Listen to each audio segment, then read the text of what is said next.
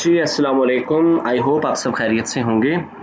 आप लोगों की लेक्चरर बायोलॉजी के सेशन के हवाले से जो आज का हमारा टॉपिक है वो है बैक्टीरियल सेल स्ट्रक्चर, जो कि हमारे आउटलाइन के अकॉर्डिंग टॉपिक नंबर 2 है बैक्टीरिया। उसकी स्टार्ट हमने कर लिया था बैक्टीरिया के इंट्रोडक्शन से, उसकी शेप मार्फोलॉजी के हवाले से। और जो आज का जो हमारा टॉपिक है वो है स्ट्रक्चर ऑफ बैक्टीरियल सेल, जिसे हम लोग रीड करेंगे, साथ साथ एक्सप्लेन भी करेंगे। देखिए मैं इसको रीडिंग से पहले मैं आप लोगों को थोड़ा सा बता दूं इसका कि देखें, इनर साइड पे साइटोप्लाज्म है, उसके अंदर ऑर्गेनेली क्रोमेटिन मटेरियल है। बैक्टीरिया के साइटोप्लाज्म को कवर किया हुआ है एक मेम्ब्रेन ने, जिसका नेम है सेल मेम्ब्रेन। सेल मेम्ब्रेन के बाहर होती है सेल वॉल। ठीक है, सेल वॉल के बाहर फिर ये मुख्तलिफ लेयर्स होती हैं जो आप लोगों को ये नज़र आ रही हैं। ये दो नेम नज़र आ रहे हैं आप लोगों को, कैप्सूल और स्लाइम। यानी ये भी मेम्ब्रेनस स्ट्रक्चर है, जो कुछ बैक्टीरिया के ऊपर होती हैं, कुछ के ऊपर नहीं होते। यानी कि जैसे कुछ बैक्टीरिया ऐसे हैं जिनकी सेल वॉल के बाहर फिर उस पूरे बैक्टीरिया को बाहर से कवर किया हुआ है कैप्सूल ने, तो हम ऐसे बैक्टीरिया को क्या कहेंगे? Encapsulated bacteria. क्लियर? तो मुख्तलिफ किस्म की ये लेयर्स होती हैं। ये सब देखें, बेसिक जो सेल है ना वो सेल मेम्ब्रेन तक है। सेल वॉल सेल क्या बेसिक पार्ट नहीं है। अगर ये बेसिक पार्ट होता अब सेल वॉल, तो ये पांचों किंगडम के जानदारों के सेल का हिस्सा होता। क्लियर? तो a bacterial cell consists of various components. Some of these are external and other are internal to cell wall. External component outside include capsule and slime, flagella, villi. ये मुख्तलिफ किस्म के स्ट्रक्चर्स हैं जो कि बैक्टीरिया के cell के बाहर की तरफ मौजूद हैं, जो कि सब के अंदर ये कॉमन नहीं होते, कुछ में होते हैं। सबसे पहले है कैप्सूल एंड स्लाइम लेयर।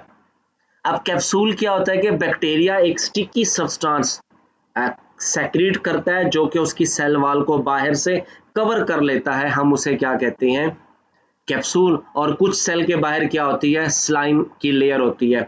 अब अब ये जो कैप्सूल है, most bacteria capsule are composed of polysaccharide, और जबकि कुछ के किसके बने होते हैं? ये पॉलीपेप्टाइड्स के बने होते हैं। अब जिसके पास कैप्सूल होगा ना बैक्टीरिया के पास, अब आप लोगों ने पता है कि जो बैक्टीरिया है ये दो हालतों में पाए जाते हैं बेसिकली। एक तो इंडिविजुअल अलग अलग होंगे बैक्टीरिया, या फिर क्या होंगे? वो एक दूसरे के साथ चिपके होंगे, कॉलोनी बनाई होगी उन्होंने। ठीक है, अब ये जो कैप्सूल है ना, ये क्या चीज है? स्टिकी है, चिपकने वाला एक मादा है, चिपकने वाली एक लेयर है। तो बैक्टीरिया एक दूसरे के साथ चिपके होते हैं और वो क्या बना देते हैं? कॉलोनीज। यानी कि जो बैक्टीरिया जो कॉलोनी बनाते हैं बैक्टीरिया, बेसिकली उनके पास क्या होती है? कैप्सूल होती है, जिसकी वजह से ये एक दूसरे के साथ चिपके होते हैं। हम इन्हें क्या कहते हैं? एनकैप्सुलेटेड बैक्टीरिया, जो कि क्या बनाते हैं? कॉलोनी। ये तो हो गया इसके कैप्सूल का पहला फंक्शन।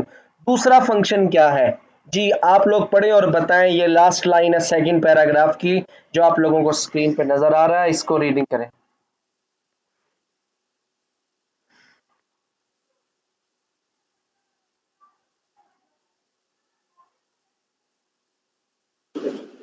सर इसका मतलब ये है कि जो इटसेल्फ बैक्टीरिया है, उसमें जो कैप्सूल है, जो इनकैप्सुलेटेड बैक्टीरिया है, वो दूसरे बैक्टीरिया जो कि डिजीज कॉज करते हैं उनसे भी उसकी प्रोटेक्शन करने में हेल्प करता है कैप्सूल।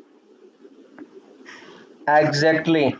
ठीक है, और एंटीबायोटिक के असर से भी बचाते हैं इसको। और बैक्टीरिया के अंदर ना जो पैथोजेनिसिटी है बेसिकली, जी उसमें कैप्सूल का रोल भी है।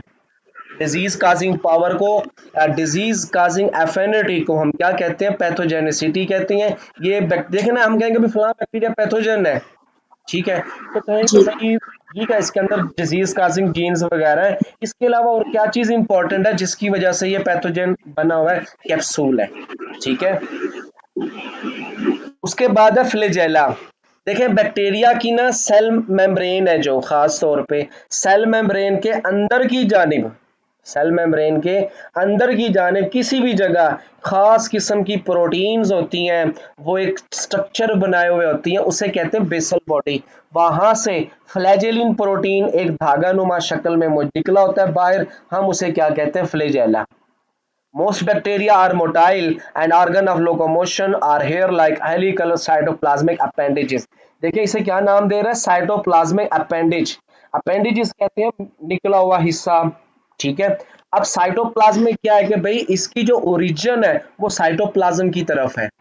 देखिए सेल मेम्ब्रेन के अंदर कौन है, अंदर की तरफ साइटोप्लाज्म है, उसी सेल मेम्ब्रेन के अंदर की तरफ एक स्ट्रक्चर होगा जिसका क्या नेम है, बेसल बॉडी। वहां से फिर ये हेयर लाइक स्ट्रक्चर अराइज होता है और ये फ्लैजेला किस चीज का बना होता है, प्रोटीन का। कौन सी प्रोटीन होती है, फ्लैजेलिन प्रोटीन होती है।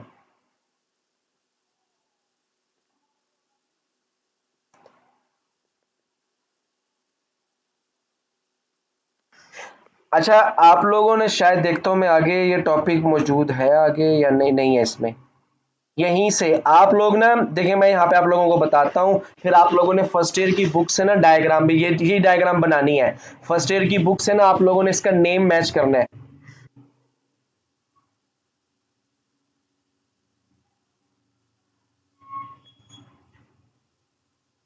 ठीक है। अब देखिए ये वो बैक्टीरिया है जिसके पास एक फ्लैजेला है, इसे क्या कहेंगे, मोनोट्राइकस।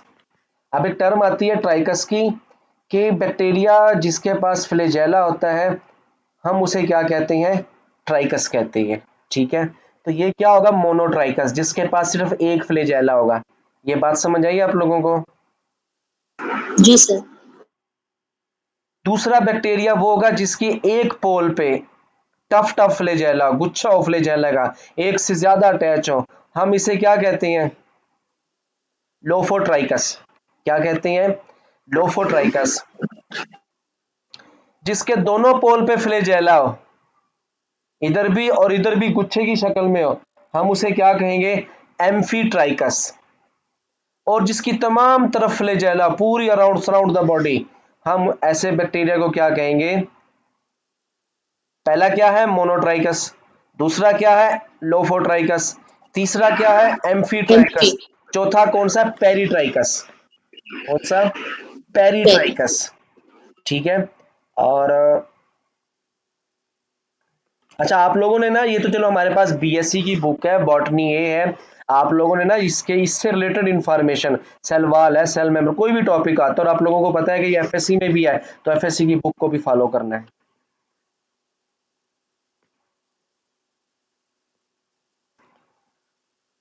अच्छा यहाँ पे तो होगा फ्लैजेला। फ्लैजेला के ना मैं आप लोगों को उसके फंक्शन बताता हूँ। एक चीज होती है प्राइमरी फंक्शन और एक होता है सेकेंडरी फंक्शन। प्राइमरी फंक्शन ये है कि जो उसका बुनियादी काम है, जिस जो काम उसने करना ही करना है। तो फ्लैजेला का जो प्राइमरी फंक्शन है वो है हेल्प इन मोटेलिटी, बैक्टीरिया को ये मूव करवाता है, ठीक है। और फ्लैजेला का जो सेकेंडरी फंक्शन है वो है कीमोटैक्सिस, बैक्टीरिया के हवाले से क्या चीज, कीमोटैक्सिस। कीमोटैक्सिस ये है कि एक बैक्टीरिया है ना, ठीक है, उसने देखा, अब फॉर एग्जांपल एक ले लें बैक्टीरिया की लेफ्ट साइड और एक ले लें राइट साइड।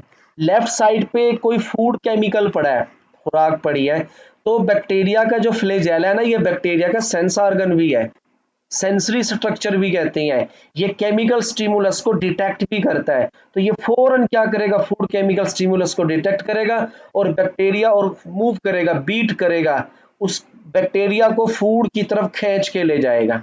समझ आ गई। अब फॉर एग्जांपल एक तरफ, किसी भी तरफ कोई पॉइजनस मटेरियल पड़ा है, कोई हार्मफुल है, बैक्टीरिया को पता है भाई ये चीजें मेरी बॉडी के लिए नुकसानदेह है, तो फ्लैजेला उसको डिटेक्ट करेगा और उससे अवे ले जाएगा, अवे द स्टिमुलस। समझ आ गई। In response of chemical stimulus जो मूवमेंट होती है हम उसे कहते हैं कीमोटैक्सिस। तो जो फ्लैजेला है ये कीमोटैक्सिस करता है, और अगर ये टूवर्ड्स द स्टिमुलस होगी तो हम इसे कहेंगे पॉजिटिव कीमोटैक्टिक या कीमोटैक्सिस, और अगर अवे द स्टिमुलस होगी तो हम उसे क्या कहेंगे, नेगेटिव कीमोटैक्सिस। समझ आ गई चीजें ये।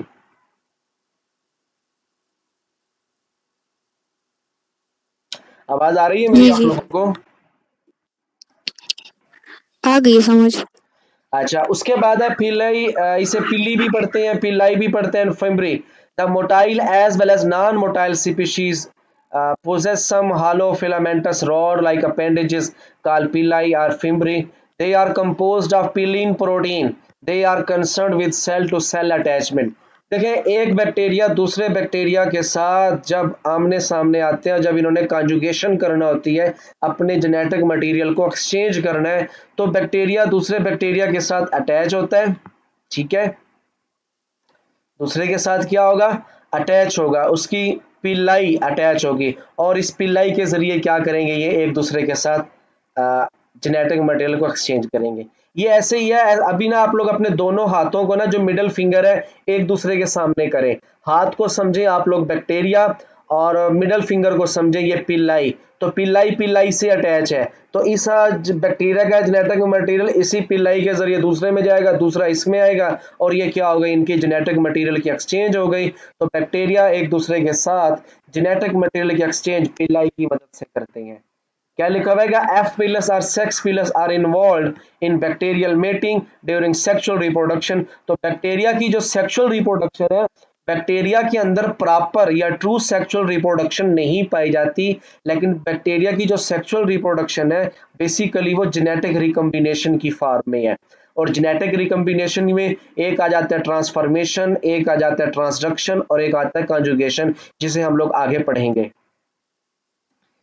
पिलाई समझ आ गई आप लोगों को, ये बैक्टीरियल कॉन्जुगेशन करवाती है। फिर है सेल वाल।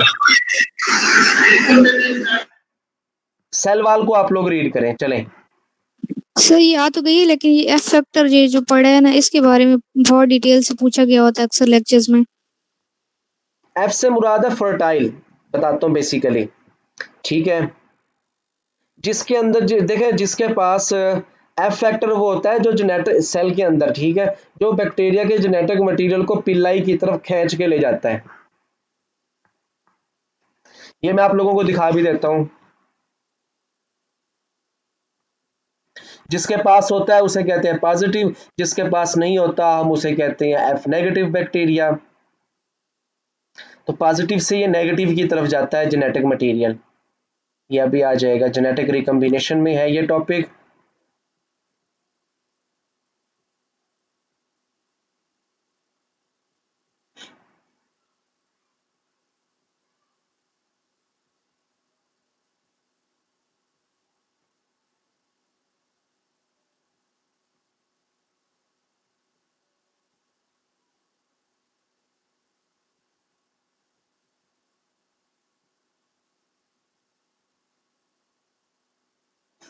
ये है, एक होगा एफ फैक्टर होगा, जिसके पास देखिए मैंने क्या कहा, उसके सेल के अंदर ही एक खास किस्म का स्ट्रक्चर होता है जो क्या करता है, जेनेटिक मटेरियल को एक से दूसरे के अंदर, डोनर से रिसिपिएंट में लेके जाता है, उसको उसको स्टिमुलेट करता है, जेनेटिक मटेरियल को मूव करवाता है। तो ऐसे बैक्टीरिया को क्या कहेंगे, एफ पॉजिटिव, और दूसरे को क्या कहते हैं, एफ नेगेटिव। ये फर्टाइल फैक्टर होता है।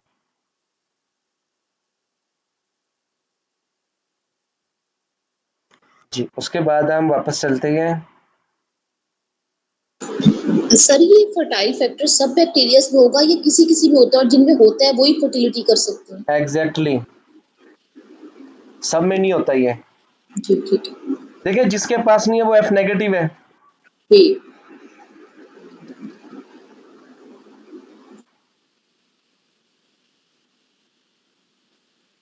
सेल वाल पढ़ा, इसे रीड करें आप लोग, ये जो 4 लाइनें हैं सेल वाल की।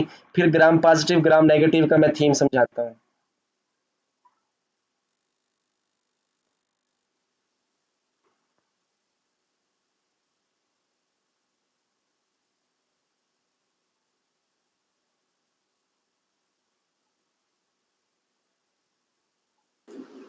जी सर, पढ़ लिया।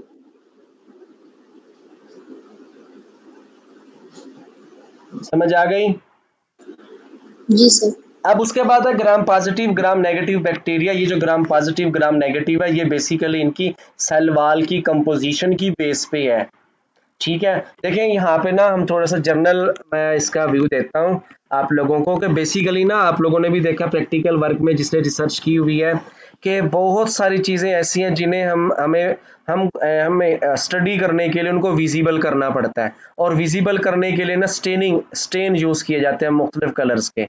ठीक है, तो अब यही चीज़ से बैक्टीरिया की सेल वॉल, कुछ बैक्टीरिया की सेल वॉल में 2 लेयर थी, किसी में 1 लेयर थी, किसी में ज़्यादा लेयर्स थी। तो इस तरह के बैक्टीरिया जब सामने आए तो उन्होंने तो साइंटिस्ट का नेम क्या है, क्रिश्चियन ग्रैम, इस बंदे का नाम है। इसने ग्रैम स्टेनिंग टेक्निक दी थी, बैक्टीरिया के 2 ग्रुप बनाए, एक को कहा भाई, देखें उसने 2 किस्म की डाई यूज की, ठीक है। कितनी किस्म की, 2 किस्म की उसने डाई यूज की, एक थी उसकी पर्पल और एक थी उसके पास पिंक। तो जिसकी बेस पे ना ये क्या कहते हैं, पर्पल और पिंक बैक्टीरिया भी सामने आते हैं, 2 तरह के ग्रुप बनते हैं, पिंक पर्पल बैक्टीरिया और पिंक बैक्टीरिया, ठीक है। अब देखिए इसमें on the basis of cell wall characteristics the bacteria can be divided into 2 groups.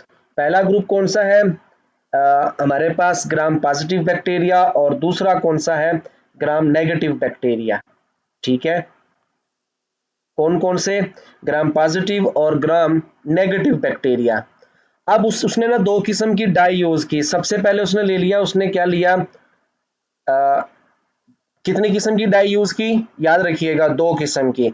एक तो उसने एक तो उसने ली कौन सी, पर्पल कलर की, और एक उसने ली पिंक कलर की। सबसे पहले उसने ले ली पिंक, और जिन बैक्टीरिया की सेल वाल ने उस पिंक डाई को एक्सेप्ट किया, उसको अपने वाल में अटैच किया, तो उसको उसने कहा ग्राम पॉजिटिव, और जिसने नहीं रिस्पांस दिया उसको कहा नेगेटिव। और फिर जब नेगेटिव बैक्टीरिया की वाल के ऊपर उसने अटैच की पर्पल को, तो वो उन्होंने अपने साथ एक्सेप्ट किया, तो उसने उनको कहा कि ये ग्राम पर्पल बैक्टीरिया है, और दूसरे कौन से थे, पहले वाले पिंक बैक्टीरिया।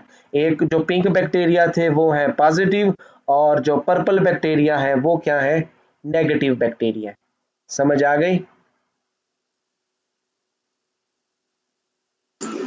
जी सर। आप लोग ना इसकी ये 5 लाइनों तक रीड करें।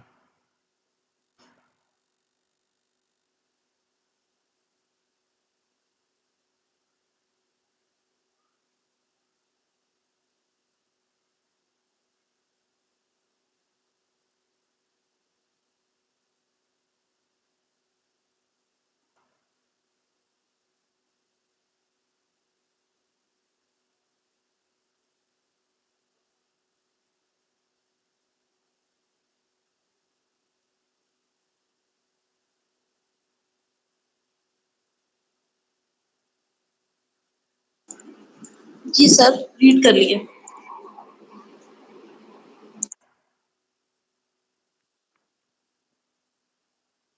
अब उसके बाद जी है कर लिया read. The wall of gram negative bacteria are thin as compared to those of gram positive. In both cases, the wall consists of an insoluble porous network formed of peptidoglycan, also called murine. It is a sac-like macromolecule consisting of parallel polysaccharide cross-chain linked with regular fashion by short peptide chain. देखिए यहाँ पे फिर उन्होंने ना peptidoglycan की composition भी बता दी कि इसमें पॉलीसेक्राइड चेन है, यानी ग्लूकोज की चेन है, साथ में वो पेप्टाइड चेन के साथ अटैच है, peptidoglycan. Gram positive bacteria have usually a much greater amount of peptidoglycan. देखें तो जिसकी वाल में पेप्टाइडोग्लाइकेन की मिकदार ज्यादा होगी तो वो क्या होगा, थिक होगा। थिक वाल होगी, जिसमें उसकी मिकदार कम होगी तो वो क्या होगी, थिन होगी। और बैक्टीरिया, उसके बाद in gram negative bacteria murein layer is coated on the outside with smooth soft lipid layer which protect them against antibacterial enzyme lysozyme। Lysozyme ये वो जैसे हमने पढ़ा था बैक्टीरियोफेज में, ये बैक्टीरिया की मेम्ब्रेन को पोर क्रिएट करता है, उसको ब्रेक भी करता है। तो ग्राम नेगेटिव बैक्टीरिया लाइसोजाइम के से अपने आप को बचाने के लिए अपनी सेल वाल के बाहर एक लिपिड की लेयर भी सेक्रेट करती है, जो इनको प्रोटेक्ट करती है, जो एंटी बैक्टीरियल एंजाइम के इफेक्ट से बचाती है। ये इसका हो और गया सर ग्राम पॉजिटिव के केस में क्या होगा, उसमें लाइसोजाइम का नहीं होगा? किनके पास, अब इन दोनों में से ना 2 है, जो ये है ना ग्राम नेगेटिव बैक्टीरिया, इनकी सेल वॉल थिन है, किसके मुकाबले में किसके मुकाबले में, पॉजिटिव के मुकाबले में। तो थिन ज्यादा क्या होगा, रिस्की होगा किसके मुकाबले में, पॉजिटिव के मुकाबले में, किसके साथ, एंटी बैक्टीरियल एंजाइम के साथ। तो इनके पास क्या है, अजाफी लिपिड की लेयर जो उनको बचाती है। जो पॉजिटिव है वो तो ऑलरेडी क्या है, उनकी वाल ठीक है, जो कि लाइसोसोम से ज्यादा असर नहीं रखती। लेकिन जिस जिस जगह पे ना देखे, और लेकिन एक ये भी बताऊं मैं आप लोगों को, इनकी जो सेल वाल है, सेल ठीक है, तो वो हर जगह से इक्वली पेप्टाइडोग्लाइकेन के साथ नहीं होती। जहां पे थोड़ी सी मिकदार थिन होती है, जैसे अब नेगेटिव है, अगर किसी जगह पर लिपिड की मिकदार थोड़ी थिन हो गई तो यहाँ पर भी लाइसोजाइम आसानी से अटैक कर जाता है। ये चीज है इसमें। आप लोग इसको एक बार फिर रीड करें, ग्राम पॉजिटिव ग्राम नेगेटिव को।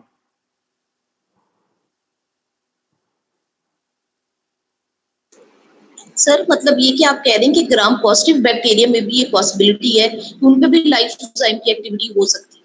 हो सकती है जिस जगह पे पेप्टाइडोग्लाइकेन की अमाउंट कम होगी। कम हो। जी।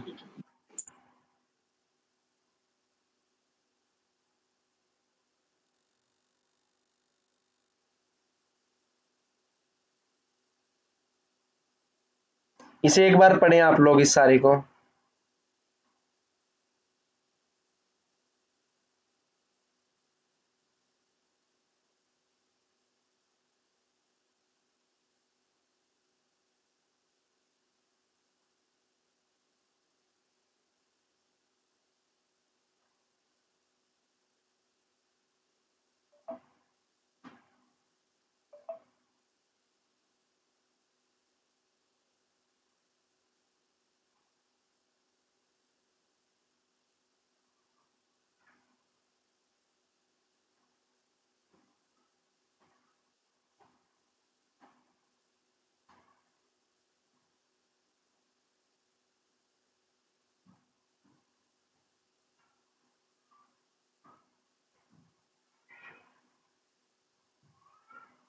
पढ़ लिया इसे आप लोगों ने।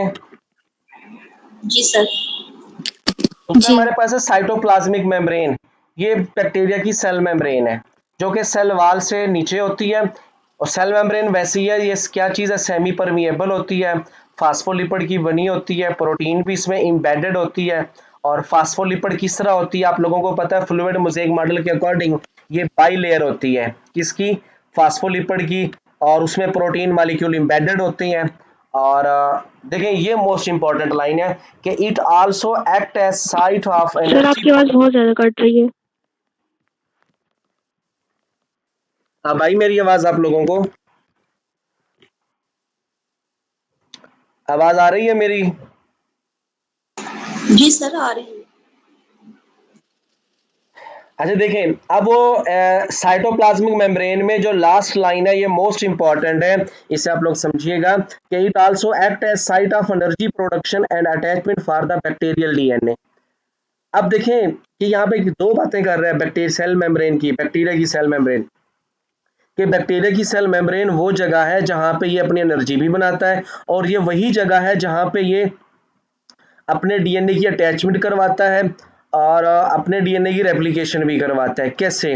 बैक्टीरिया की जो सेल मेम्ब्रेन है ना, ये अंदर की जानिब मुड़ी होती है मुख्तलिफ जगहों से। सेल मेम्ब्रेन, बैक्टीरिया की सेल मेम्ब्रेन अंदर की जगह से मुख्तलिफ जगह, मुख्तलिफ पॉइंट से ये इनफोल्ड होती है। उस इनफोल्ड को कहते हैं मीजोजोम, और उन मीजोजोम के अंदर रेस्पिरेटरी एंजाइम भी होते हैं, डीएनए की रेप्लिकेशन करने वाले एंजाइम भी होते हैं। तो ये यानी कि पावर प्रोडक्शन में भी हेल्प करती है और डीएनए की रेप्लिकेशन में भी। स्पेशलाइज्ड मेम्ब्रेन, देखिए अब ये दो बातें आ गई। इसी सेल मेम्ब्रेन ना मुख्तलिफ जगहों से इनफोल्ड है। साइटोप्लाज्मिक मेम्ब्रेन जिसे सेल मेम्ब्रेन भी कहते हैं, प्लाज्मा मेम्ब्रेन भी कहते हैं, produces infolding that form complex internal structure and also increase its surface area। two important specialized membrane, एक है मीजोजोम और एक है फोटोसिंथेटिक मेम्ब्रेन। जी आप लोग इस अब इसे रीड करें, मीजोजोम को रीड करें आप लोग, फिर मैं इसका थीम बताता हूं बाद में।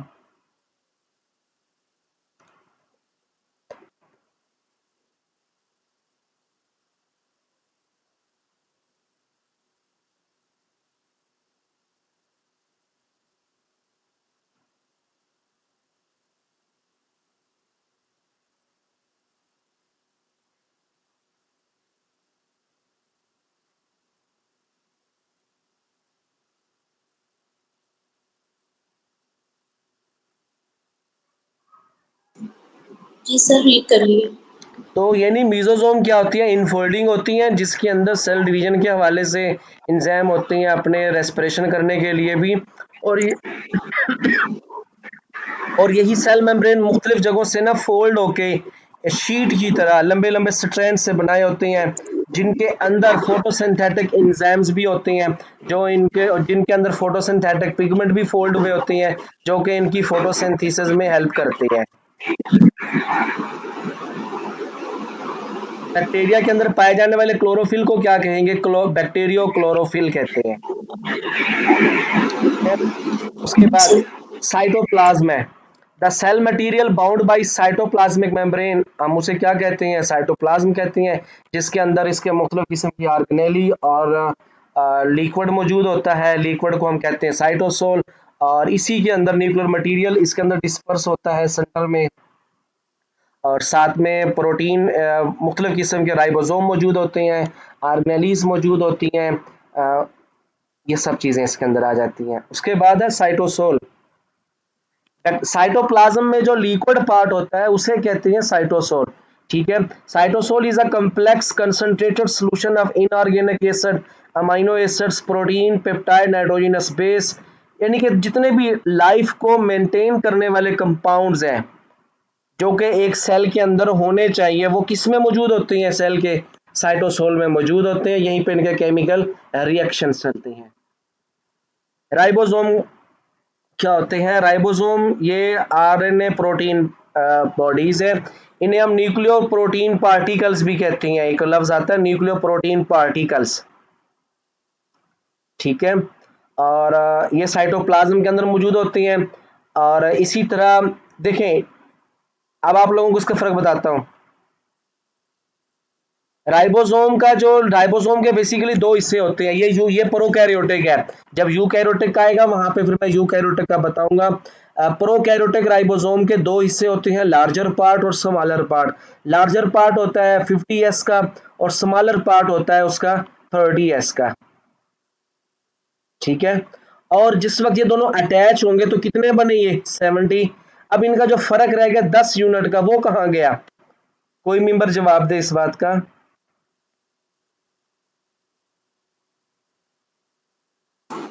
सर ये नहीं पता। देखें, ये ऐसे है, इनके जो बाकी जो 10 यूनिट है ना, वो इनकी अटैचमेंट में मर्ज होने में यूज होते हैं। ठीक है, अटैच होने में मर्ज होने में ये यूज होते हैं इनके 10 sir unit. In the form of energy और फिजिकली इन्वॉल्व होते हैं। बिल्कुल, ये अभी मैं आप लोगों को ना लेक्चर के बाद एक रफ पेज पे डायग्राम बना के ना इसकी मैं भेजूंगा आप लोगों को, वो मतलब कैसे होते हैं वो आप लोग नोट कीजिएगा, ठीक है। ये बड़ा आसान है। अच्छा, उसके बाद न्यूक्लियाइड, बैक्टीरियल क्रोमोसोम, ये मैंने कल भी जिक्र किया था, बैक्टीरिया के सेंटर, बैक्टीरिया के सेल में सेंटर की जगह जहाँ पे उसका क्रोमेटिन मटेरियल मौजूद होता है उसे कहते हैं हम लोग न्यूक्लियाइड। उसी न्यूक्लियाइड में बैक्टीरिया का क्रोमोसोम मौजूद होता है जिसे बैक्टीरियल क्रोमेटिन मटेरियल कहते हैं। सिंगल डीएनए मॉलिक्यूल होता है जो कि डबल स्टैंडर्ड होता है, सारे के सारे बैक्टीरिया हैप्लाइड होते हैं, ये है इसका। और फिर बैक्टीरिया के पास ना एक प्लाज्मिड मोस्ट इंपॉर्टेंट है, बैक्टीरिया के पास ना, बैक्टीरिया के पास सुनिएगा, बैक्टीरिया के पास एक एक्स्ट्रा डीएनए होता है, एक एक्स्ट्रा डीएनए होता है, बैक्टीरिया के पास एक एक्स्ट्रा डीएनए होगा जो कि सर्कुलर होगा, इंडिपेंडेंट होगा, सेल्फ रेप्लिकेटिंग होगा। एक तो बैक्टीरिया के पास अपना क्रोमेटिन की शक्ल में डीएनए है, दूसरा प्लाज्मिड की शक्ल में है। और देखें, मुख्तलिफ बैक्टीरिया ऐसे होते हैं जिनके ऊपर एंटीबायोटिक का असर ही नहीं होता। ठीक है, तो वो बैक्टीरिया अपने आप को एंटीबायोटिक के असर से कैसे बचाएगा। देखिए, हमने कहा कैप्सूल वगैरह भी जो पैथोजेनिसिटी प्रोवाइड करते हैं, लेकिन अपने आप को भी तो बचाना है उसने एंटीबायोटिक के असर से। वो जो ड्रग रेजिस्टेंट जीन्स हैं वो प्लाज्मिड के पास होते हैं। और फिर हम लोग क्या करते हैं, इसी प्लाज्मिड को जेनेटिक इंजीनियरिंग में यूज करते हैं। आप लोगों को पता है कि जीन्स को ट्रांसफर करने के लिए किसको यूज किया जाता है, प्लाज्मिड को। प्लाज्मिड में जीन ऑफ इंटरेस्ट को डालते हैं जेनेटिक इंजीनियरिंग में, और फिर आगे रेसिपिएंट सेल के अंदर हम लोग इसे ट्रांसफर कर देते हैं।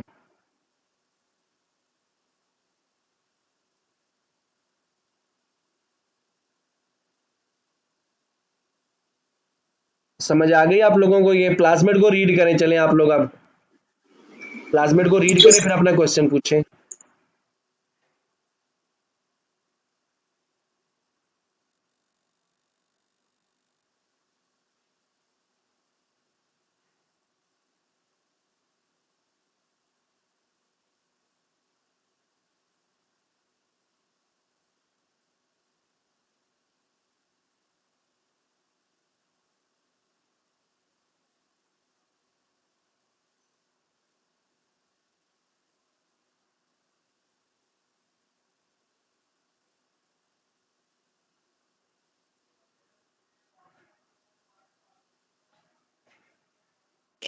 सर इनके पास कौन सा एंजाइम होता है जो कि एंटीबायोटिक्स के असर को डिस्ट्रॉय कर देता है? एक मिनट रुकिएगा, मैं अभी ना आप लोगों को आके लेक्चर यहाँ से स्टार्ट करता हूँ दोबारा। थोड़ा सा वो भाई आया है, काम है, आपको बुला रहा है मुझे, मैं अभी आके फिर मैं स्टार्ट करता हूँ।